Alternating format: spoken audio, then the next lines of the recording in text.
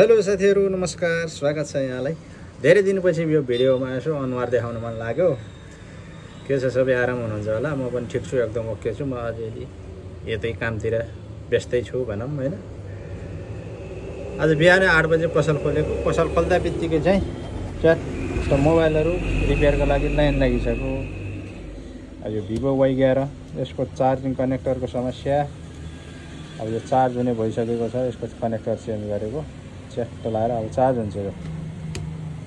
त्यसैगरी Vivo को Y20 यसको चाहिँ डिस्प्लेको समस्या छ, डिस्प्ले चेन्ज गर्नुपर्ने छ।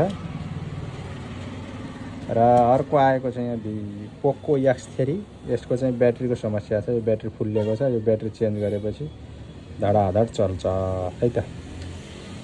यसरी चाहिँ धमाधम काम भइरहेको छ। अब तिहार पनि सुरु हुँदैछ। तिहारको सम्पूर्णलाई धेरै धेरै शुभकामना, शुभ दीपावली हैन।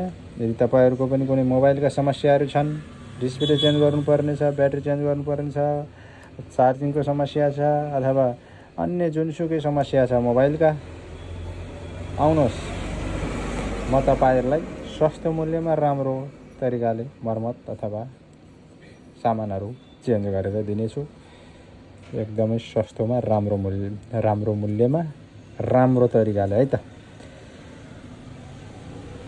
विश्वास गरेर आउनु होला। ढुक्कका साथ तपाईलाई म खुल्लामा खुल्ला तपाईकै आँखा अगाडि यसरी तपाई यहाँबाट बसेर यता हेर्न सक्नुहुन्छ, अथवा यतै भित्रै बसेर पनि हेर्न सक्नुहुन्छ।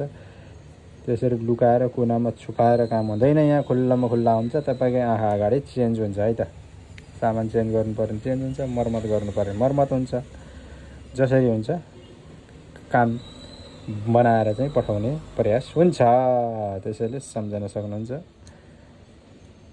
ल है, अब कामतिर लागौँ फेरि।